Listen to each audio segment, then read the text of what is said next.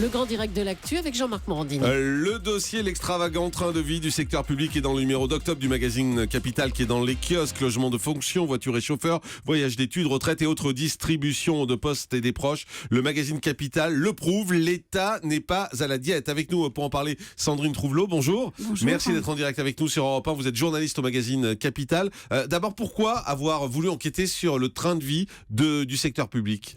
Eh bien, on a voulu enquêter sur le train de vie du secteur public parce que depuis des années, on parle de faire des économies sur la dépense publique et le gouvernement a encore, il y a quelques jours, annoncé 50 milliards d'ici 2017, dont 18 milliards pour cette année.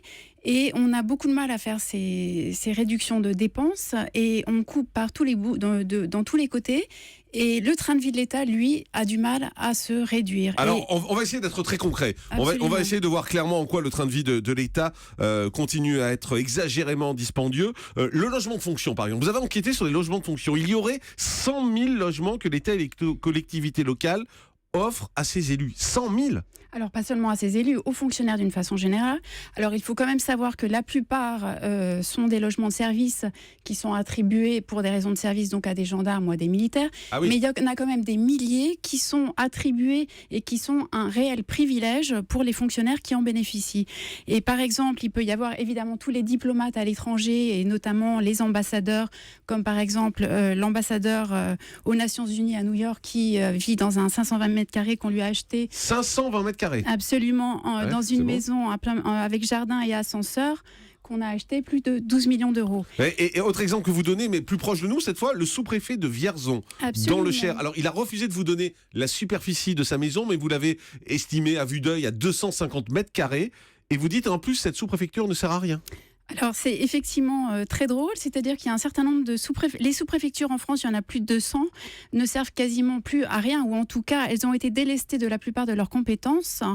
Et à Vierzon, par exemple, elles n'ouvrent que un peu moins de 3 heures par jour.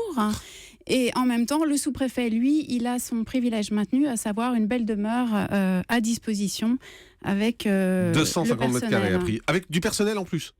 Avec quelques personnes, oui. Ah oui, d'accord. Donc ça, c'est pour les logements de fonction. Il y a les voitures de fonction. Pourtant, je croyais que Manuel Valls avait fait une note là-dessus sur les voitures de fonction. Alors, il a effectivement fait une note et il a annoncé qu'il faudrait réduire le parc automobile des ministères et des opérateurs d'État, qui comprend 65 000 véhicules. Mais il n'en reste pas moins qu'il y a beaucoup de véhicules, et notamment dans les collectivités locales. Alors, on s'est amusé à regarder la ville de Marseille. Ouais.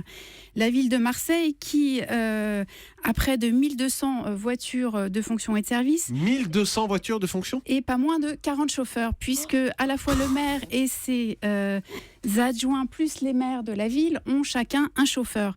Alors, on s'est amusé de comparer avec des villes similaires en Europe. Alors, c'est pas très étonnant dans des villes du Nord comme Helsinki, il y en a beaucoup moins, il y en a que 4. Stockholm, il y en a 0. Mais si on regarde une ville comme Turin en Italie, où on sait que il y a toujours eu beaucoup de voitures de fonction, eh bien, ils ont beaucoup réduit. Et donc, à Turin, il y a que 10 chauffeurs, c'est-à-dire 4 fois moins. Donc, vraiment, en France, il y a beaucoup d'efforts à faire en la matière. Et puis, vous donnez un autre exemple, c'est sur les frais de bouche, par exemple. Alors ça m'a intéressé. Sur les frais de bouche au Sénat, vous nous expliquez que sous la présidence du socialiste Jean-Pierre Bel, le régime était plutôt tristonné. Quand on allait manger, c'était plutôt du poisson blanc. Et avec le retour de Gérard Larcher, c'est le retour des gibiers, des viandes grasses, des gueuletons. Au Sénat, les repas gastronomiques avec foie gras mi-cuit entier, avec des vins, avec des sols des Côtes-Normandes, eh bien, les sénateurs payent 16,50 €. Effectivement, a priori, les économies, c'est pas trop pour le Sénat. Et donc, évidemment, le surcoût, puisque ces repas ne coûtent pas ce prix-là, sont payés par le contribuable. Et rien que pour le restaurant du Sénat, ça représente l'équivalent de 800 000 € par an. 800 000 € par an. Incroyable. Cette enquête, je vous conseille vraiment de la lire parce que vous allez apprendre beaucoup de choses. L'extravagant train de vie du secteur public. Comment le réduire ? C'est dans le magazine Capital du mois d'octobre. On vous a donné quelques exemples qui sont assez symboliques, mais quand vous allez plonger là-dedans, je pense que vous allez regarder tout ça d'un œil différent. Merci beaucoup d'avoir été avec nous pour cette enquête. Sandrine Trouvelot, je rappelle que vous êtes journaliste donc au magazine Capital. Dans un instant, le dernier mot de l'actu.